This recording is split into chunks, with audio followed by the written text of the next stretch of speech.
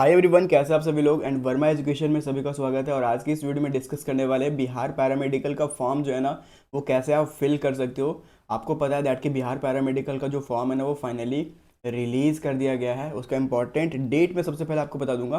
तो सबसे पहले आपको गूगल में जाके BCEC सर्च कर लेना, ठीक है। ये सर्च करने के बाद पहला नंबर पर जो भी साइट दिखेगा आपको, बिहार कंबाइंड एंट्रेंस, इस पर विजिट करना है। और मैं सबसे पहले तो इंपॉर्टेंट डेट दिखा लेता हूँ फॉर्म को भरने का। तो जो इंपॉर्टेंट डेट है फॉर्म को फिल करने का ना, वो आपका स्टार्ट हो रहा है 19 मार्च से, ठीक है। यहाँ पर मैं डेट दिखा देता हूँ, दैट इज़ कुछ इस तरीके से है। मतलब 19 मार्च से आप रजिस्ट्रेशन स्टार्ट करोगे और 21 अप्रैल तक आप फॉर्म को फिल कर पाओगे, ठीक है। 19 मार्च से 21 अप्रैल तक। रिमेंबर दैट BCEC कभी भी अपने एप्लीकेशन फॉर्म का डेट को एक्सटेंड नहीं करेगा। तो आपको जो है ना, इस डेडलाइन में, इस टाइम ड्यूरेशन के अंदर आपको अपना फॉर्म फिल कर लेना है। और आपका जो एग्जामिनेशन होगा पैरामेडिकल का 24 मई को, और पॉलिटेक्निक का 23 मई को, ठीक है। ये दो डेट है जो कि आपका एग्जाम का रहने वाला है। अब स्टार्ट करते हैं दैट कि फॉर्म को कैसे फिल कर सकते हो। तो फॉर्म फिल करने के लिए आपको उसी साइट में आपको ऑनलाइन पोर्टल दिख जाएगा, that is para polytechnic entrance examination, paramedical matric level, paramedical intermediate level, ठीक है। तो जिसको भी फिल करना है आप इसी साइट के थ्रू तीनों का फिल कर सकते हो। आप चाहे तो 10 लेवल का फिल करना चाहते हो, चाहे तो 12 लेवल का फिल करना चाहते हो, चाहे तो पॉलिटेक्निक का फिल करना चाहते हो, इसी से फिल कर सकते हो। कैसे, इस साइट पे आपको जाना है। और अगर तो आप पहली बार फॉर्म को फिल कर रहे हो तो सबसे पहले आपको जो है ना, रजिस्टर योर प्रोफाइल, इस पर क्लिक करना है, ठीक है। और न्यू रजिस्ट्रेशन पे क्लिक करना है।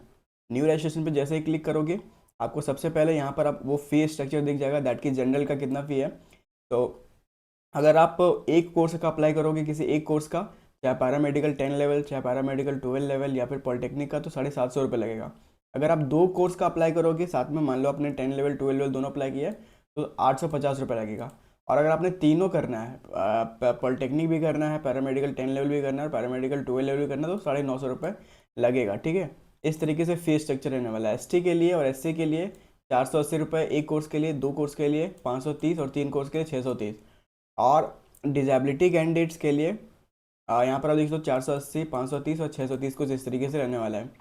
अब इसी में आपको नीचे जाना है, और नीचे आपको दिखेगा कुछ इस तरीके से, आई अग्री करके। तो आई अग्री करना है, प्रोसीड टू एप्लीकेशन करना है। और यहाँ पर आपको बेसिक डिटेल डालना है, जैसे कि यहाँ पर आप देख सकते हो, candidate name and more like. उसके बाद आपको क्या करना है, एग्री करना है, एंड सेव करके एस कर लेना है, ठीक है। अब जैसे ही आप ये करोगे तो आपको नेम फिल करने का ऑप्शन आ जाएगा, ठीक है। आप चाहे तो नेम फिल कर सकते हो, तो मैं यहाँ पर नेम फिल कर देता हूँ, ठीक है। उसके बाद आपको फिर से आपको अपना नेम कंफर्म करना है, तो कंफर्म नेम फिल करना है। फिर फादर नेम फिल करना है, तो फादर नेम को फिल करके आप जो है ना नेक्स्ट कर सकते हो, ठीक है। उसके बाद आपको डेट, मदर नेम फिल करना है, ठीक है। तो मदर नेम भी फिल कर लो, एंड आफ्टर दैट आप क्या करोगे, डेट ऑफ बर्थ फिल करना है। तो डेट ऑफ बर्थ आप जो है ना, यहाँ पर एज ए डेमो के लिए मैं कुछ यहाँ पर डाल रहा हूँ, दैट इज़ ओके, ठीक है। अब देखते हैं, उसी को फिर से कंफर्म करना है आपको, डेट ऑफ बर्थ को। डेट ऑफ बर्थ जो भी आपने डाला है उसी को कंफर्म करना है। एंड कंफर्म करने के बाद जो है ना, आपको सेलेक्ट कर लेना कैंडिडेट कि आप मेल, फीमेल, या फिर कौन सा जेंडर आपका। तो अगर तो आप फीमेल हो तो फीमेल फिल करोगे, मेल हो तो मेल फिल करोगे, ठीक है। उसके बाद आइडेंटिफिकेशन, आइडेंटिफाई टाइप, तो क्लास 10 का रोल नंबर डाल सकते हो, ठीक है। तो रोल नंबर आप यहाँ पर जो जो भी आपका है ना, वो यहाँ पर रोल नंबर वो डाल दो, ठीक है। यस, मैंने यहाँ पर रोल नंबर फिल कर दिया। उसके बाद आपको अपना मोबाइल नंबर डालना है। मोबाइल नंबर डालने के बाद आपको यहाँ पर जो है ना, ईमेल आईडी डालना है, ठीक है। तो मैं यहाँ ईमेल आईडी डाल देता हूँ।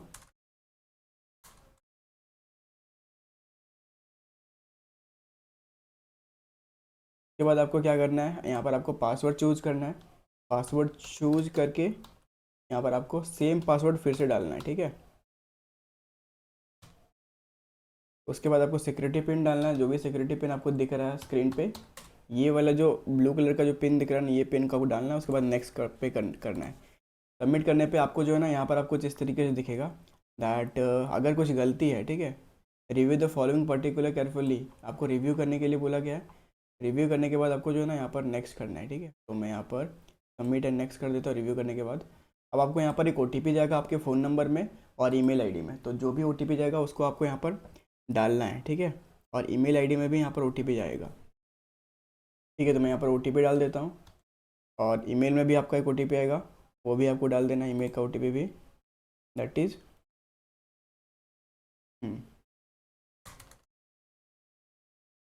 पहले मैं यहाँ पर OTP डाल देता हूँ फ़ोन का। 6 डिजिट का OTP जाएगा फ़ोन में, और मोबाइल ईमेल में भी जाएगा 6 डिजिट का।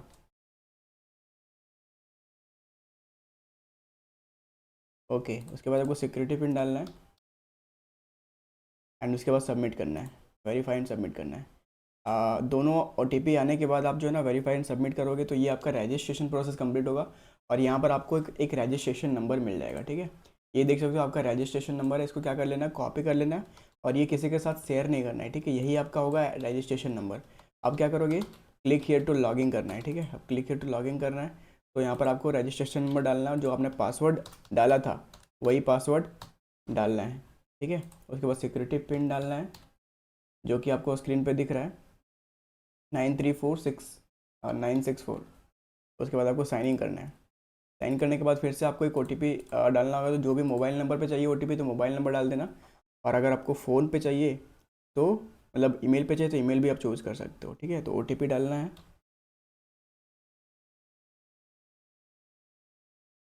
OTP डालने के बाद आपको लॉगिन करना है। लॉगिन करने के बाद जो है ना आपका ये कुछ इस तरीके से लॉगिन हो जाएगा। अब आपको क्या करना है, बेसिकली वो सारी चीज़ यहाँ पर डालना है। ठीक है, तो सबसे पहले देखो आप किसके लिए अप्लाई करोगे, एंड वो सबसे पहले तो अभी इधर चेक कर लेना, चेक ऑल कर लो। चेक ऑल करने के बाद आपको यहाँ पर एग्री करना।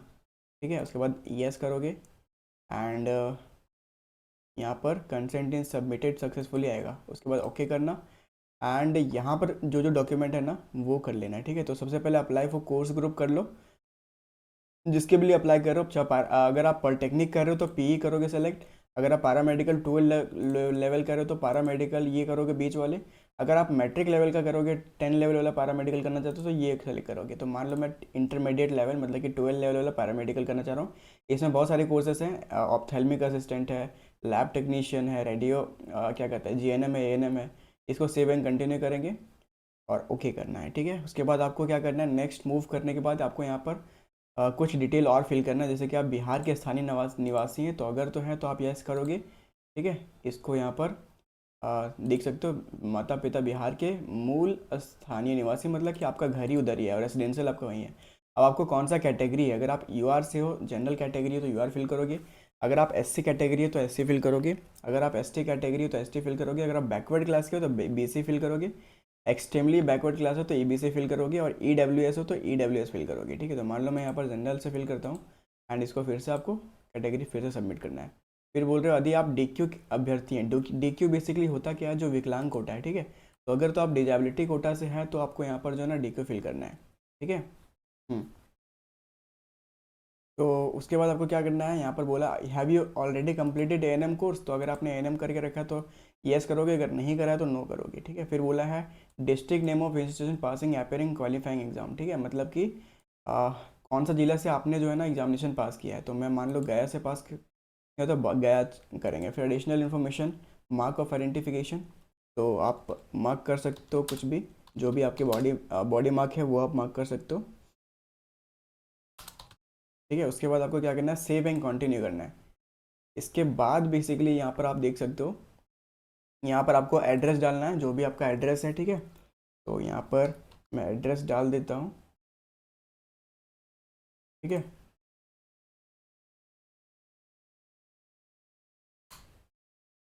उसके बाद आपको कंट्री सेलेक्ट कर लेना है, उसके बाद स्टेट सेलेक्ट कर लेना है। ठीक है, तो बिहार से है तो बिहार सेलेक्ट करना है, डिस्ट्रिक्ट आपका जो भी था वो आपको सेलेक्ट कर लेना है। उसके बाद पिन कोड सेलेक्ट कर लेना है। उसके बाद आपको अल्टरनेट मोबाइल नंबर यहाँ पर आपको जो है ना डालना है, और अल्टरनेट ईमेल आईडी अगर आप चाहो तो डाल सकते हो, वेरेज नहीं। अगर आपका दोनों एड्रेस सेम है, जहाँ पर आप रह रहे हो और जहाँ पर आपका घर है, तो यहाँ पर सेम एज कॉरस्पॉन्डेंस एड्रेस करके सेव एंड नेक्स्ट पे क्लिक कर सकते हो।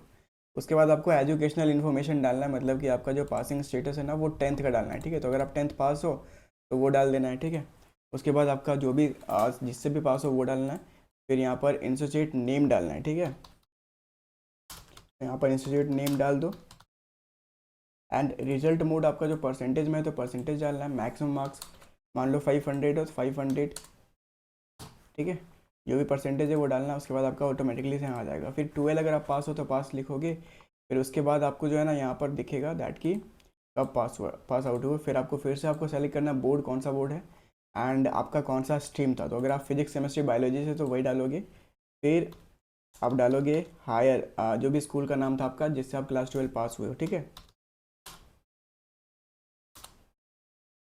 उसके बाद रिजल्ट मोड जो भी आया था परसेंटेज में, तो परसेंटेज CGPA थे तो CGPA, ठीक है। तो जितना भी मार्क्स आपने ऑब्टेन किया वो डालना है। एंड उसके बाद क्या करना है, सेव एंड कंटिन्यू करना है। उसके बाद आपको जो है ना अपलोड करने बोलेगा photo and signature. Remember that यहाँ पर बहुत सारे लोगों को दिक्कत होता है फ़ोटो एंड सिग्नेचर में। तो यहाँ पर सबसे पहले समझ लो बेसिकली क्या कह रहा है, ठीक है। तो फोटोग्राफ जो डालना है ना उसका 10 से 300 KB रहना चाहिए, JPG साइज़ में रहना चाहिए, ठीक है। फॉर्मेट जो है ना JPG रहना चाहिए, ठीक है। तो मैं यहाँ पर JPG वाला फॉर्मेट यहाँ पर ऐड कर देता हूँ, ठीक है। Look at